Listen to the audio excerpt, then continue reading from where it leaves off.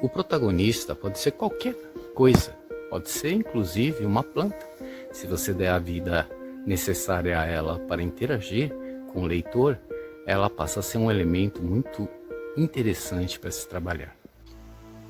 Protagonista é o personagem principal de uma narrativa, como obras literárias, cinematográficas, teatrais ou musicais. É em torno do protagonista que a trama é desenvolvida e as principais ações ocorrem. Já o antagonista é aquele que se opõe ou rivaliza com o protagonista e seus objetivos, o adversário de um modo geral. É em torno do antagonista e de seus atos que as adversidades transcorrem. Mas isso não significa que ele seja o vilão, que muitas vezes pode ser o próprio protagonista. Há um terceiro participante nesse conjunto de personagens, que é o coadjuvante. Ele é um personagem de apoio que muitas vezes tem papel importante na trama, o papel dele chega a ser crucial no desencadeamento da história. Entretanto, o heroísmo ou vilanismo dessa personagem, ele acaba sendo secundário no contexto. Um exemplo pode ser identificado na obra do Senhor dos Anéis.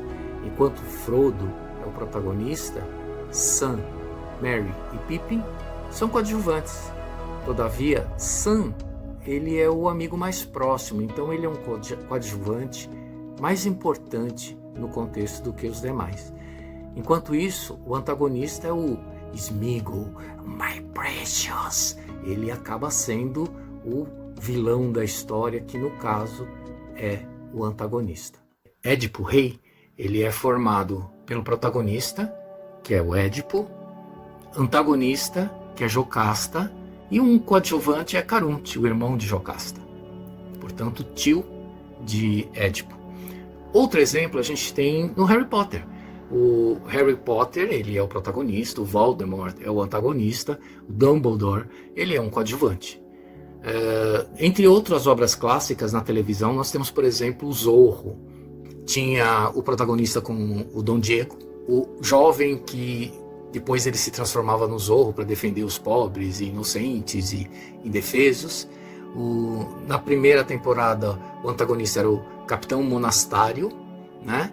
E havia um coadjuvante que era o elemento humorístico, o Sargento Garcia, né? Um militar gorducho que cativava todo mundo.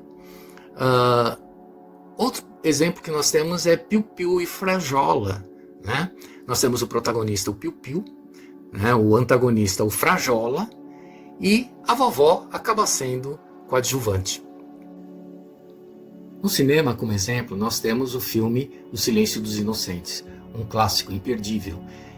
Ali nós temos o antagonista, que é o Hannibal Lecter, interpretado por Anthony Hopkins, e a protagonista, que é a Clarice Starling, e ainda tem um coadjuvante, o Jack Crawford.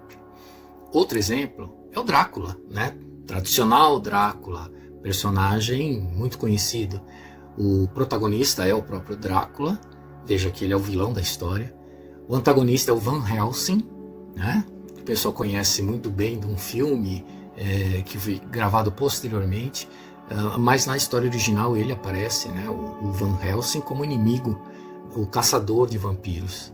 E como coadjuvante a gente pode citar a jovem, a Mina Seward, que ela é a paixão, né? Ela se transforma na paixão do Conde Drácula. E então a gente pode perceber que por vezes o antagonista ele pode ser o vilão ou não, e a mesma coisa o protagonista, eles se revezam. Então você não tem uma definição de que um é o bom, o outro é o mal. Quer ver um exemplo? O desenho do Tom e Jerry. Tem horas que o Tom é o malvado, persegue o ratinho, e tem horas que é o ratinho que apronta para cima do gato. E aí vem o Bulldog Spike, né, como coadjuvante na história, que acaba sempre protegendo o ratinho por achar que ele, por ser o menor, indefeso, e o gato é o rival eterno do cão, né? Então a história ela vai por essa pegada. Os personagens de uma história são importantíssimos. A identidade com o personagem é algo muito curioso. Antigamente as crianças queriam ser Luke Skywalker, Robin Hood, o Batman, a Cinderela, a Branca de Neve. Hoje em dia a gente vê que esse papel está um pouco invertido, né? Porque houve uma evolução na criação de personagens. Então hoje você vê gente querendo ser o Darth Vader, a Malévola, o Loki da história do Thor, o Coringa, que teoricamente seriam vilões, né? Seriam antagonistas. Mas às vezes a gente escuta aquela famosa frase: ah, mas o vilão é bem mais legal do que o personagem principal, que ele é muito certinho, muito chato, né? Então, hoje em dia, tem se procurado fazer os personagens com mais humanidade, com mais carisma. Mesmo o vilão, ele não é um vilão por opção, ele acaba sendo alguém que sofreu traumas. Um exemplo disso é a Malévola. A Malévola, que ganhou um filme que tenta justificar o motivo dela ser tão rancorosa, né? Na Bela Adormecida, ela é aquela vilã maligna, perversa, que dá aquela gargalhada sinistra. E já no filme ela é mais doce, ela é vingativa, ela tem sensações e sentidos humanos, né? Então, quem não assistiu, assista Malévola 1 e Malévola 2. O 2 só foi feito porque o primeiro fez muito sucesso. O Darth Vader tem uma história interessante, porque a saga do Star Wars, ela começa pela metade, né, as gravações. O primeiro filme é o quarto da série, houve toda aquela história bem divertida, né, de gravar primeiro um dos capítulos mais dinâmicos e a partir dali criar uma legião de fãs. E o grande vilão da história é o Darth Vader, que ele é cruel, perverso, mata, destrói, ele faz N coisas. Mas no desenrolar da história, percebe-se que ele também é uma vítima, né, do senador Palpatine, o grande vilão da história. Então o Darth Vader é meio que perdoado, porque aquela célebre frase, Luke, eu sou seu pai, né? Aquela coisa dramática que marcou o cinema, faz as pessoas, assim como Luke, não querer e ao mesmo tempo gera uma dúvida incrível, e a história tem o seu andamento com muito sucesso. Já o Loki, eu acho que ele fez um lockdown no Thor, né?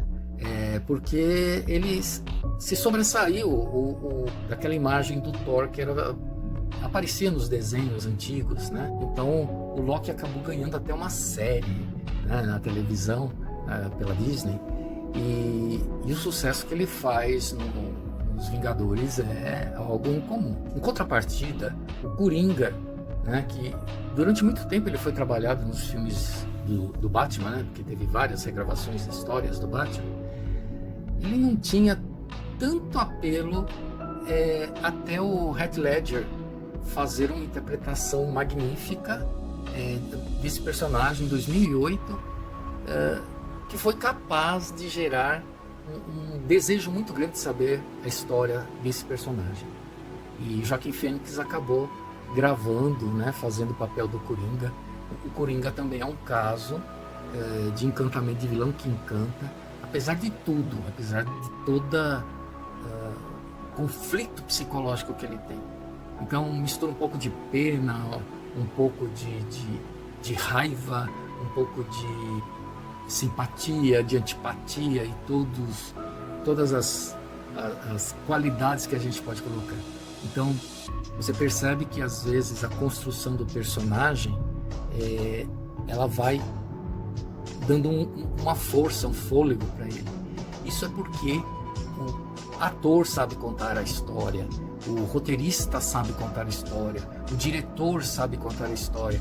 Então as pessoas envolvidas na criação desses personagens, elas têm um trabalho primoroso porque sabem contar histórias.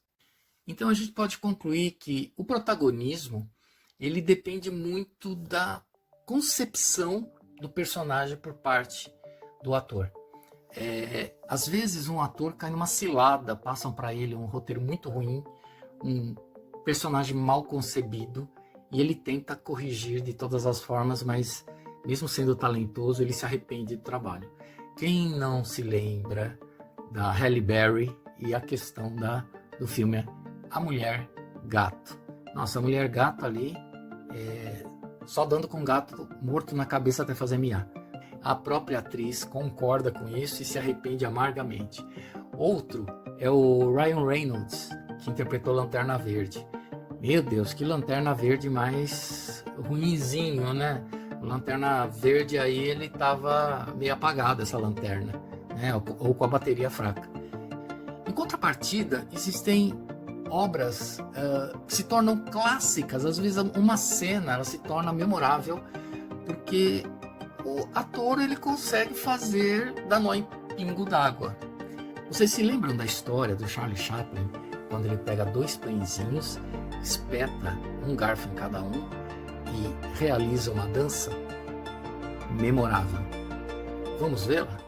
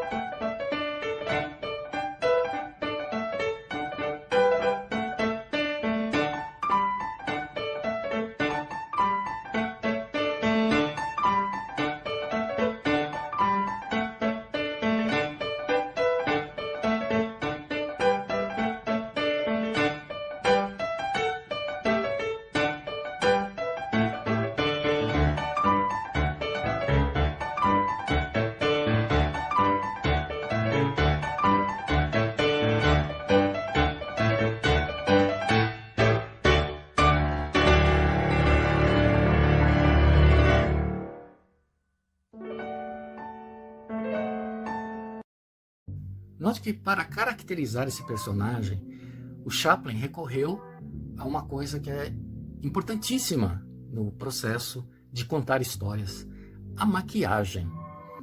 Se você for ver imagens estilizadas do Charlie Chaplin, você vai encontrar sempre um destaque para bigode, sobrancelha, chapéu coco, bengala e a roupa preta.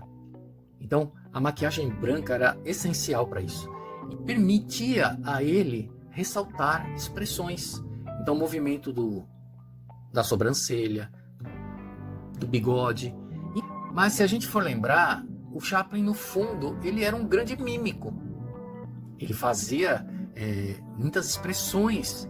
O cinema era mudo naquela época. Então, a mímica, ela conta histórias também. Isso vem da época da Grécia Antiga, 5, 4 a.C., nos teatros gregos que eles utilizavam para representar as tragédias, as comédias, e isso permitia que, além da dança, dos gestos que também contam histórias, basta ver filmes, balé, tudo usados para compor histórias que não tem palavras. Então, a importância do gesto, da maquiagem, da expressão facial, da leveza, da delicadeza, da agressividade, do movimento, enfim, a mímica. Para você ter uma ideia, a mímica tinha uma importância tão grande que Érato, filha de Zeus, era a deusa que representava a mímica, era uma das musas, né? Então, o grego valorizava muito a arte, e entre elas, a mímica. O maior mímico para muitos foi Marcel Marceau. Ele tinha uma qualidade de expressão com seus trabalhos de mímica que era fantástico. Ele era seguidor, adorava Chaplin, e também, como ele, compunha, dançava, cantava, não cantava nas apresentações, mas ele tinha todas as habilidades de representação e de convencimento com suas expressões faciais, seus gestos, enfim, ele foi um artista completo. E na questão da dança, até retomando esse assunto, vamos pegar um exemplo do Lago do Cisne. Quem já assistiu o balé O Lago do Cisne, do Tchaikovsky, ele é fantástico. Ele tem seus personagens fazendo danças encantadoras. Por exemplo, tem um ato no qual a representação, as bailarinas representam os jovens cisnes dançando, né? Vamos ver?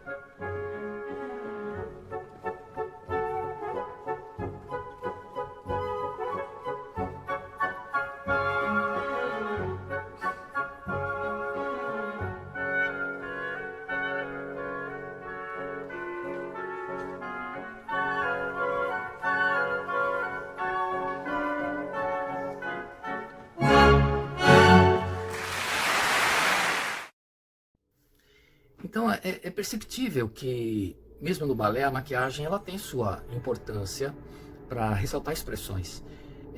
Agora imagine quando você tinha um filme, um drama, um filme mais marcante, com essa pegada de sinistro. Um exemplo, o filme do Drácula. Imagine se não houvesse maquiagem. O Drácula era descrito como uma personagem pálida, né? E quando a gente pega a versão, os trabalhos de Bram Stoker, que foi para o cinema, a gente verifica que a história, criada em 1897, ganhou muita expressão a partir do momento que se utilizou o recurso da maquiagem. Para quem não conhece a história do Drácula, eu vou dar um breve resumo, mas vale muito a pena ler o livro. O livro é um dos clássicos, não só do terror, mas da literatura universal. É uma obra magnífica e não é só uma história de vampiro, como muitas aí mal contada. Ela tem uma dramaticidade, uma pegada romântica, enfim, é muito bacana, é muito boa. É um dos livros que dá para se recomendar sem pestanejar. E trata-se de uma obra gótica que mistura o terror com o romance e narra o episódio de um jovem advogado que viaja para Transilvânia a encontro do Conde Drácula para que ele assine um contrato de aquisição de terras na Inglaterra. Ele é hospedado na casa, no castelo do Conde, e ali ele passa a ficar numa situação delicada, porque ele começa a ver que o anfitrião é uma pessoa um tanto quanto estranha. Ele tem uma série de características, não podia ver uma gota de sangue pingar no chão que entrava em neura, sua imagem não era refletida no espelho, tinha hábitos noturnos e dormia num caixão, né? Então aquilo já despertou uma crise de pavor, né, no jovem advogado chamado Harker. Entra num colapso nervoso e é internado num manicômio. O que faz com que Mina, a noiva de Jonathan, viajem ao encontro do noivo para tentar ajudá-lo. Nesse ínterim, Lúcia, a melhor amiga de Mina, começa a ter uns comportamentos estranhos e ela acaba tendo um aspecto muito adoentado. É quando chamam o Van Helsing para cuidar dela e ele descobre que ela está morta-viva, né? Pelo efeito do Drácula. É óbvio que eu não vou dar a história por completo, né? Porque ninguém gosta de spoiler. Mas a história ganha uma intensidade que você começa a fazer a leitura e não quer parar. Eu vou ler um trechinho para vocês desse livro. Quando acabei de cear, aquecendo ao desejo de meu anfitrião, sentei-me numa cadeira, junto do fogo, e pus-me a fumar um charuto que ele me ofereceu, desculpando-se ao mesmo tempo pelo fato de não fumar. Tive a oportunidade de observá-lo e achei sua fisionomia altamente expressiva. Tem nariz aquilino, narinas dilatadas, testa ampla e bela cabeleira, já rareando nas têmporas, mas muito abundante no resto da cabeça. Suas sobrancelhas são espessas, quase se encontrando sob o nariz. A boca, pelo que pude ver, sob o bigode espesso, é firme e dura, e os dentes são particularmente aguçados e brancos, projetando-se entre os lábios, cuja cor demonstra extraordinária vitalidade para a sua idade. Quanto ao resto, as orelhas são pálidas e muito pontudas, o queixo largo e forte, e as faces firmes, embora finas. O que mais impressionava, no entanto, era sua extraordinária palidez. Até então, eu havia notado as costas de suas mãos que tinham me parecido brancas e finas, mas, vendo-as mais de perto, pude notar que eram bem grosseiras com os dedos fortes. Por mais estranho que pareça, as palmas das mãos tinham cabelos. As unhas eram compridas e finas, terminando em ponta. Como o conde se curvasse sobre mim, encostando-me as mãos, não pude conter um tremor. Talvez tenha sido por causa de seu mau hálito, mas o fato é que me dominou uma horrível sensação de náusea que não pude esconder. O conde notou, evidentemente, e recuou, com uma espécie de sorriso que deixava ver melhor seus dentes salientes. Sentou-se de novo do outro lado da lareira. Ficamos em silêncio durante algum tempo. Do vale vinham os uivos de muitos lobos. Ouça-os, os filhos da noite, disse o conde, com os olhos brilhando. Que música fazem? E notando, sem dúvida, minha estranheza, acrescentou: os senhores habitantes da cidade não podem compreender os sentimentos de um caçador. Pôs-se de pé, depois acrescentou: mas o senhor deve estar cansado, seu quarto já está arrumado, e amanhã poderá dormir até a hora que quiser. Tenho de me ausentar durante a tarde. Durma bem, portanto, e tenha sonhos agradáveis. E, com uma mesura cortês, abriu-me a porta do aposento octagonal e eu entrei em meu quarto. Esse trecho já é suficiente para o leitor criar uma imagem a partir dessa narrativa, a contação da história do Drácula, os detalhes que falam das orelhas pontiagudas, dos dentes pontiagudos, a cabeleira meio calvo, né? Mais densa nas outras regiões, então as unhas, então você vai criando a ideia da personagem. Agora imagine como foi fazer o primeiro filme de Drácula, que foi datado de 1921. A obra se chama Nosferatus, que é uma adaptação do Conde Drácula com poucas mudanças, vamos dizer assim. E Nosferatu, ela é uma obra muda, é uma obra da época do cinema preto e branco. Então, o papel da maquiagem, a compor o personagem inclusive diferente desse Drácula do Bram Stoker, ele é muito mais aterrorizante. Ele é meio monstrengo mesmo. O enredo traz o Conde Orlok, um vampiro que vivia nos Montes Cárpatos, na Europa, que se apaixona por Ellen, uma bela jovem que vivia em Duisburg. Na versão, o protagonista é retratado como um monstro apavorante, uma criatura maligna. Vamos assistir?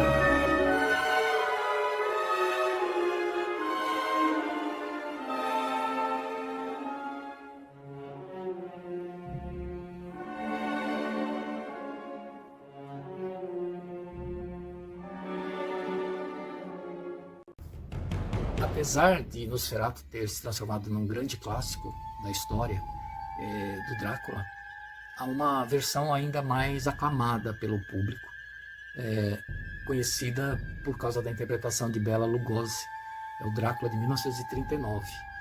E ele traz também uma adaptação do livro. A história também acontece nos Montes Cárpatos, quando o advogado Renfield ele decide ir até a Transilvânia, encontrar com o Conde Drácula, e se hospeda na casa dele para que ele assine o contrato.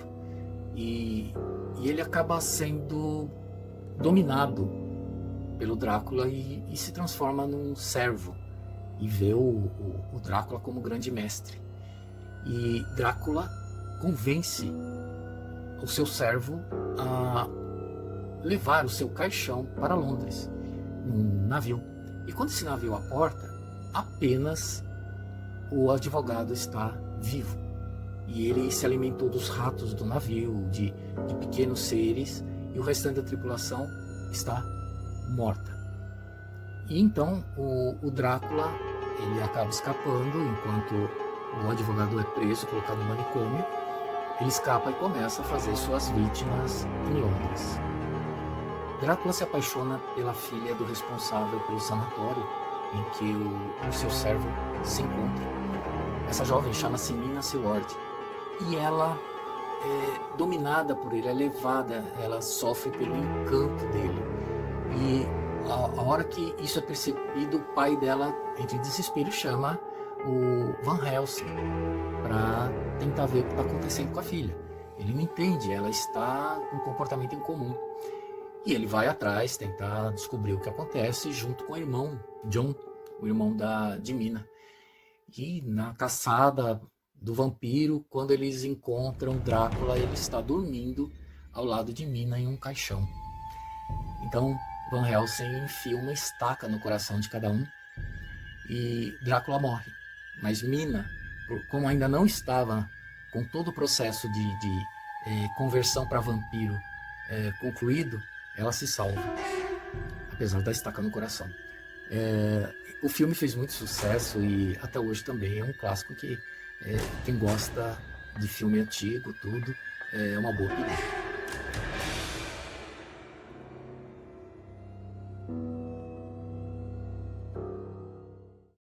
Van Helsing.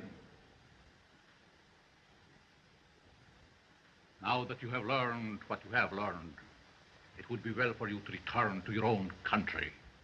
I prefer to remain and protect those whom you would destroy. You are too late. My blood now flows through her veins. She will live through the centuries to come, as I have lived. Should you escape us, Dracula, we know how to save Miss Mina's soul, if not her life. If she dies by day, but I shall see that she dies by night. And I will have Carfax Abbey torn down stone by stone, excavated a mile around. I will find your earth box and drive that stake through your heart. Come here.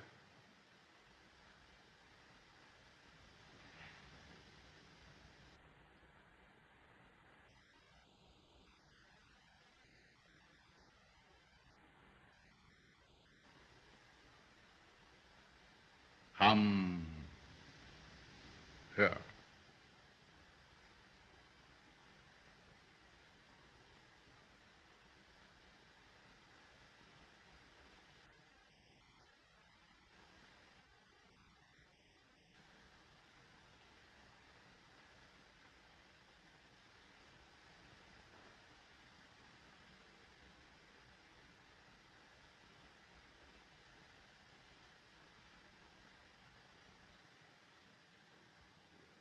Your will is strong, Van Helsing.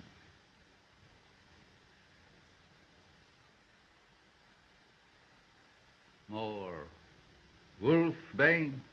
More effective than Wolfbane, Count. Indeed.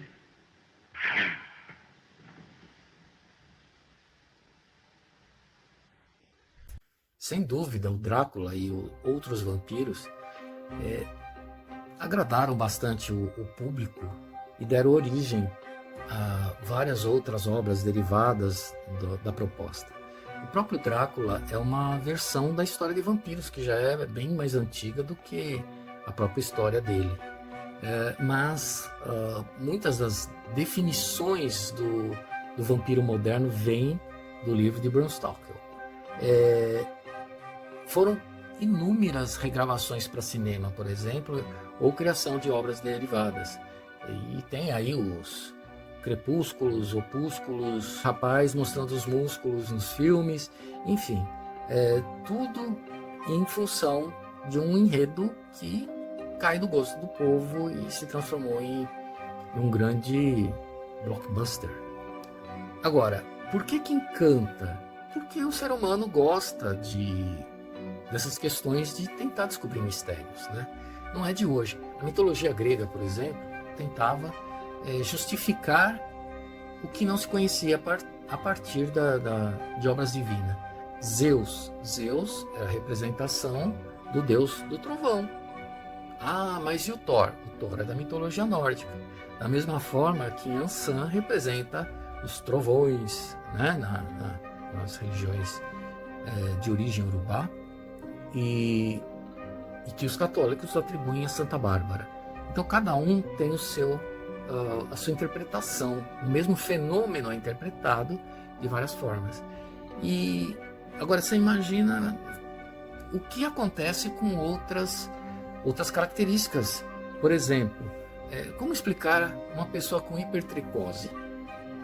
Acredito que vocês já tenham visto aqueles artistas de circo do México que são chamados de meninos lobos, que eles têm o rosto todo coberto de pelo.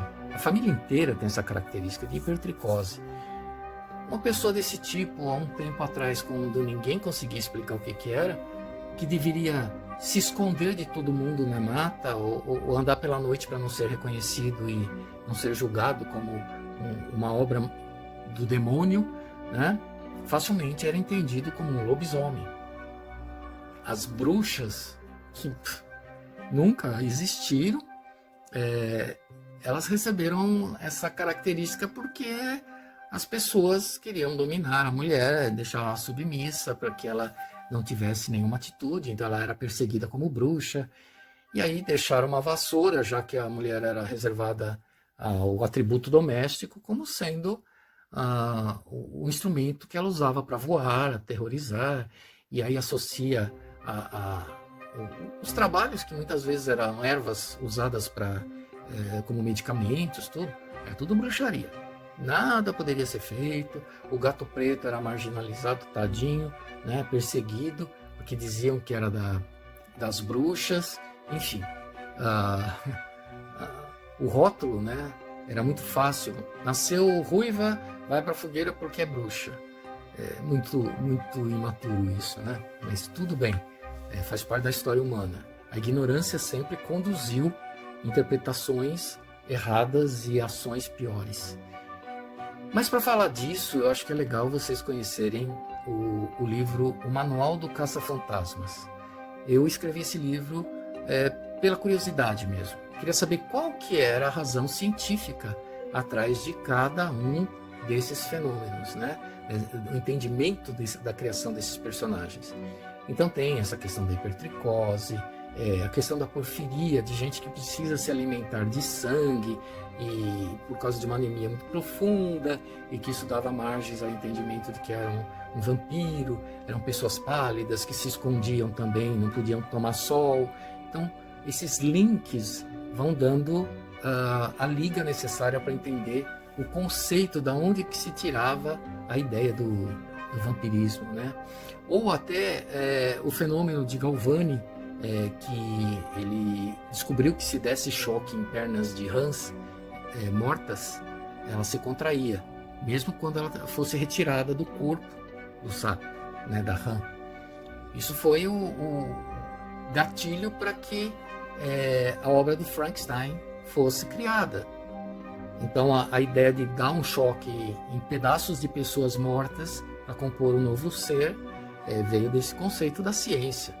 a presença de liberação de gases na decomposição de um morto libera fosfina, que ela tem uma luz azulada. Então, ver a liberação de fosfina de um corpo dava ideia de que era um fantasma que estava saindo.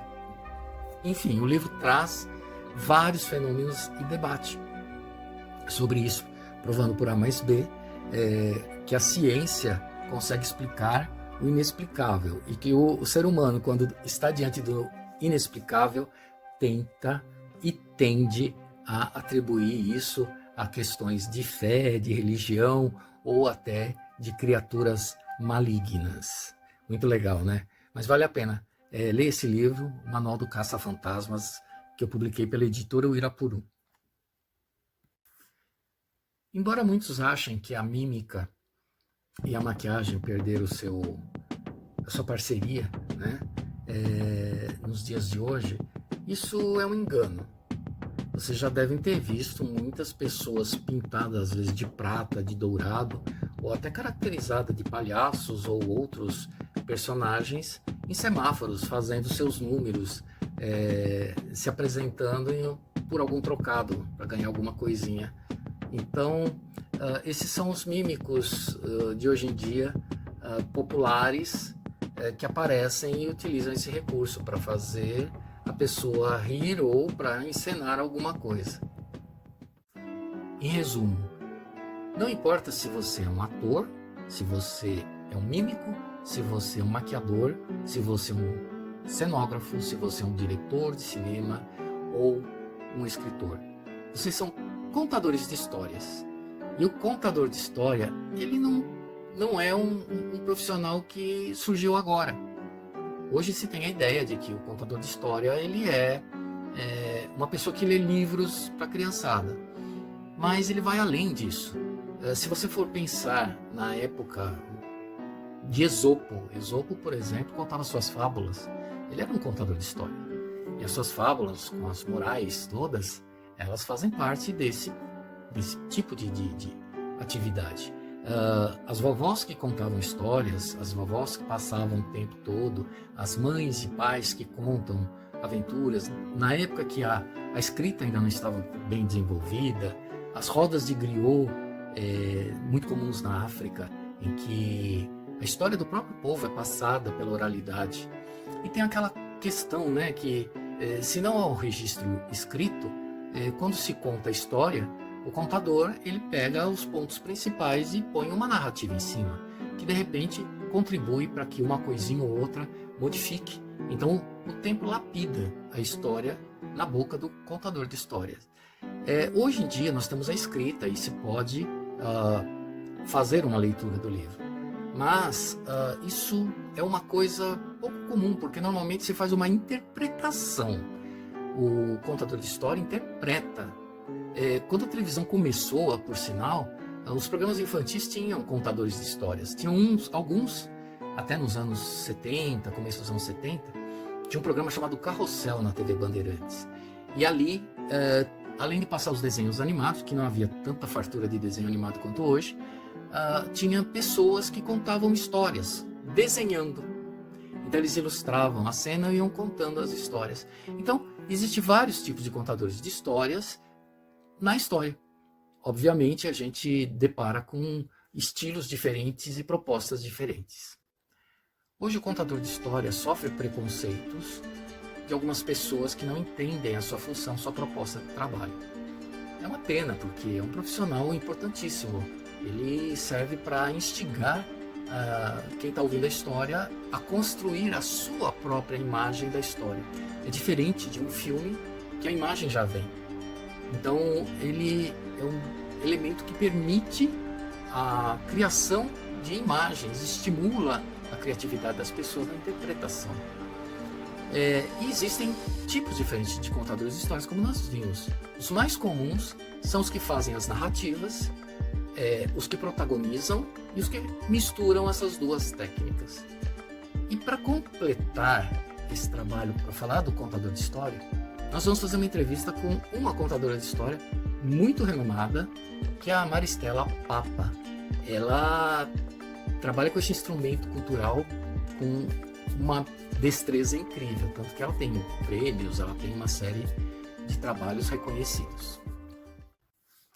Maristela Papa da Silva é escritora, contadora de histórias, artista plástica, professora de arte, pós-graduada em teatro, educação, contadora de histórias há 30 anos, orientadora pedagógica da Associação Amigos das Histórias, professora de artes e formadora de educadores há 23 anos na Secretaria de Educação do Distrito Federal.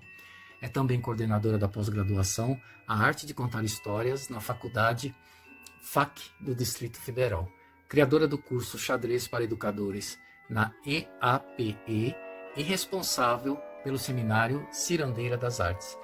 Doutoranda em psicanálise pelo Instituto Oráculo e vencedora do prêmio Recriando Vinícius de Moraes e Drummond de Andrade no ano de 2013 pela Companhia das Letras. Vamos lá, Maristela. Primeira pergunta. Ainda hoje, há quem torça o nariz para os contadores de histórias. A alegação é que leva a criança a deixar de querer ler, que a acostuma a ter acesso ao contexto pela interpretação de outra pessoa. Como contadora de histórias, de que forma você vê esta alegação? Por que a contação de história é tão importante quanto a leitura de obras literárias? Bom, eu vou partir primeiro do princípio de que quando a gente conta, o importante é a história que está no livro. Portanto, terminou de contar, é necessário sempre que o contador de história mostre da onde tirou toda aquela interpretação, mostrando o livro, dizendo o autor, editora, tudo que é normas e leis. Agora sim, por que é importante contar? Porque quando a criança entra em contato com o contador de histórias e ela sabe que aquele livro, que aquela história saiu de um livro, a intenção é que amplie essa venda desse livro. Eu já passei por diversos momentos onde o contador de história, eu como contadora de história, terminava e a criança vinha: tia, onde eu compro esse livro? Onde eu adquiro esse livro? Ou muitas vezes, assim, numa feira do livro, uma certa pessoa uma vez falou: pelo amor de Deus, hoje você não conta a Menina Bonita porque eu já vendi tudo. Então conta amanhã, porque vai chegar só amanhã. Então assim, a gente é prova viva de que a gente vende o livro de uma outra maneira, com a arte, com a emoção. E eu tenho certeza que todo contador de histórias, ele prima principalmente pela emoção. Então, se a gente pega uma criança pelo olhar, pelo gesto, pela obra, é porque a gente primou pela emoção que o autor passou. Então, eu acho que essa é uma preocupação que os autores não deveriam ter. Na verdade, nós somos muito colaboradores da mesma arte. Alguns autores não permitem o uso de suas obras por parte dos contadores de história, sob a alegação de que isso prejudica o mercado. Outros é que o leitor se restringe à ótica do contador de história e não desenvolve sua própria visão do enredo. Esta forma de ver desses autores e editoras procede? Por quê? É comum encontrar autores e editoras que colocam essas restrições? E de que forma o contador de histórias lida com esse tipo de impedimento? Eu acho que não há nada que entristeça mais um contador de histórias, de que quando a gente chega diante de um livro, se apaixona por aquela história e ao mesmo tempo é proibido de contar. Infelizmente, existe hoje uma gama grande de autores que proíbe os contadores de histórias. Fica um jogo de empurra. O contador de histórias pede autorização à editora, a editora fala que vai precisar da autorização do autor, e o autor joga para a editora e ninguém autoriza. Então, assim, é muito triste essa parte, e eu acredito que realmente é a falta da compreensão da importância do trabalho do contador de história por parte desses autores. Eu acho isso. Agora, assim, como que a gente lida com isso? Primeiro, se tem 10 que não quer, 100 quer. Então, a gente conta as histórias dos autores que autorizam. Essa é a primeira regra. E a gente tem uma grande alegria de contar uma história que a gente se apaixona, né? Que a gente acha que aquilo ali pode virar um recurso, um momento, uma interação com a criança. E o segundo passo é, se você não tem autorização de autor, se você não tem autorização dos livros que você quer, a gente vai partir para onde? Para os contos clássicos, as obras literárias que já estão disponíveis, acesso a todos. Então, infelizmente, não há como correr. É claro que é muito triste a gente gostar de um livro e não ter autorização para contar. E, infelizmente, não há o que se fazer, né? Há uma grande gama de contadores de histórias que evitam interpretações de obras contemporâneas, em razão das restrições impostas por editoras e autores. Com isso, limitam-se a contar os contos clássicos, muitas vezes já conhecidos das crianças que, mesmo assim, continuam vendendo suas versões impressas. Há um consenso entre os contadores de histórias sobre a visão de que estas ações limitadoras são infundadas? Por quê? Os contadores de histórias possuem amparo legal caso sejam acusados de infringir os direitos autorais de alguma obra? Bom, eu vou começar por trás, tá? Infelizmente não. A lei do direito autoral, ela é feita, acho arcaica, acho antiga, mas ela é feita para benefício do autor. Então, assim, não se mexe, né? Não se toca. Se você contar uma história que o autor não autorizou, é o contador de histórias que está errado. Infelizmente, hoje, existem muitos processos acontecendo contra os contadores de histórias porque não tiveram a autorização. E aí, gente, de verdade, o autor tem razão e pronto, sabe? Não há o que a gente ficar discutindo. Se a obra é dele, se não entrou ainda nos 100 anos de domínio público, vai fazer o quê? É melhor não contar ou ter essa autorização. Isso é o que a gente passa e fala para todos os contadores que vêm com essas dúvidas. Agora, assim, não há nenhum amparo legal ainda para o contador de histórias. A gente está buscando isso como associação em Brasília. É uma discussão ainda embrionária, ainda está bem pequenininha. Tem que ser levada a uma discussão maior ao Brasil. E, assim, é tentar obedecer à lei, né? É claro que os clássicos existem e vendem, tanto que todas as vezes... E assim, gente, a gente fala assim, mas é ultrapassado, é antigo. Só que a criança, ela nasce todo dia. E a criança, hoje ela tem 2, hoje ela tem 4, hoje amanhã ela tem 6. Então, assim, a gente está sempre tendo uma renovação desse público, né? Nós que fazemos um projeto em creche, a gente percebe o tanto que parece muito novo todas as histórias, principalmente os clássicos. Então, criança sempre vai ter, histórias estão aí para serem contadas, e essas leis a gente tem que juntar o maior número de pessoas para conversar e encontrar caminhos onde se respeite também o contador de histórias. Embora algumas pessoas pensem que o contador de história é um mero leitor em voz alta do texto de um livro, há muito preparo prévio antes da apresentação. Conte-nos um pouco a respeito das etapas que precedem a apresentação. Existe formação profissional de contadores de história? Sim, muito preparo. Aí é a hora que a gente fala assim, que a gente não está diante de um artista que simplesmente é o mediador de leitura. O mediador de leitura, sim, ele pega o livro e ele lê na frente da criança. Mas o contador de histórias, não. O contador de história, primeiro de tudo, a gente tem que achar a história que a gente se apaixona.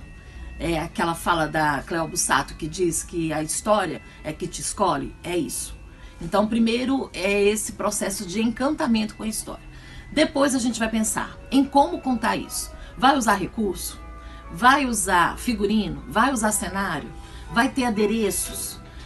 O tempo dessa produção vai ser contado quando você for incluir o seu cachê?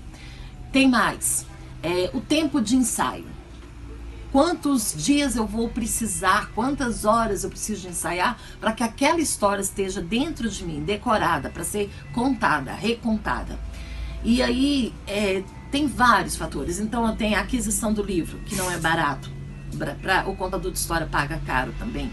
Não existe nenhuma lei que autorize o contador ter um desconto em papelaria. Então, vai somando tudo isso aí, a gente gasta tempo para ensaiar, para produzir a história. O recurso, se eu não souber fazer, eu tenho que contratar uma costureira, bonequeira. Então, existe uma gama de artistas aí que estão em prol da contação de histórias. E isso também parece que o mercado ainda não vê.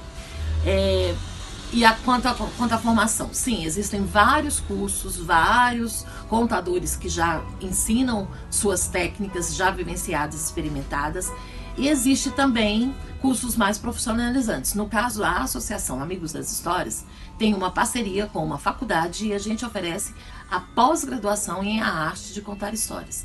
Tem 1 ano e meio de produção, né, de 1 ano e meio de curso, com muitas produções, com muitos estudos, onde grandes mestres do Brasil fazem parte como professores. Entre eles o Celso Sisto, Andréa Souza, a Deise Saraiva, Mônica Papa, muita gente em prol dessa arte que é também contar profissionalmente. Desde antigamente, a oralidade serviu para a proliferação de histórias, reais ou fantasiosas. Algumas pessoas se especializaram nesse tipo de atividade e eram extremamente valorizadas pela forma que expunham seus enredos. Em alguns povos, as técnicas ganharam grande relevância, como as rodas de griots dos povos africanos, que vêm recuperando cada vez mais seu valoroso espaço. O que há em comum entre os eventos das rodas de griot e os trabalhos dos contadores de histórias? Que outras técnicas de contação de história você destacaria pela sua projeção temporal? E por quê? Eu acho que o que há mais de comum é a questão da oralidade mesmo. A gente acaba, ao longo desses anos, a gente acaba também criando, né? Tanto que eu, no meu caso, já tenho até histórias publicadas, né? 10 histórias publicadas. Mas, assim, é a questão de estar junto, de sentar perto, de ouvir, né? Quantas vezes a gente vai promover uma ação onde a gente acha que vai contar e a gente mais ouve. E aí é essa roda que a ancestralidade, que a oralidade nos traz, é o que possibilita. Eu acredito muito que a gente resgata muito essa humanização, sabe? Que era o objetivo dessas rodas griots. O contador de história tem esse poder de sentar em roda, de puxar uma história, de trazer outra, de fazer alguém ouvir, lembrar de um fato e querer contar. E aí é esse momento em que a gente se iguala muito e se aproxima muito. Não é só um espetáculo de contação de história, não é isso.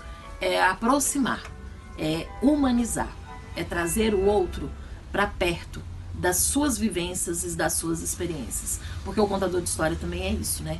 É um pouco do que eu vivi e um pouco do que você viveu que vira uma história nova. Muito bem, Maristela. Obrigado pela participação. Agora fale um pouquinho dos seus novos trabalhos, seus novos projetos que você tem feito. Então, eu sou Maristela Papa, contadora de histórias. Hoje é um dia muito especial, meu filho faz 30 anos e ele foi a minha primeira cobaia, eu sempre conto isso, foi com ele que eu comecei a contar ainda na barriga, né? E ao longo desses 30 anos, muitas histórias aconteceram. Eu quero deixar divulgado principalmente o Festival Internacional de Contadores de Histórias, que a gente faz em Brasília, que é sempre dia 20 de março de 2000 e tantos, né? Que a gente já fez 13 edições. Ele acontece sempre no dia 20 de março. Nós recebemos contadores de histórias de várias partes do Brasil e a gente fica 4 dias numa chácara, contando história, comendo, dormindo junto e tendo várias ações. Entre elas, a homenagem como contador de histórias lá na Câmara dos Deputados Federal, né? Com a nossa deputada que sempre faz esse evento. Então, você é convidado a participar e onde você estiver, você é muito bem-vindo nessa roda. A Associação Amigos das Histórias. Espero que tenha gostado desse trabalho, de mais este programa, e conto com a presença de vocês no próximo. Um grande abraço para todos.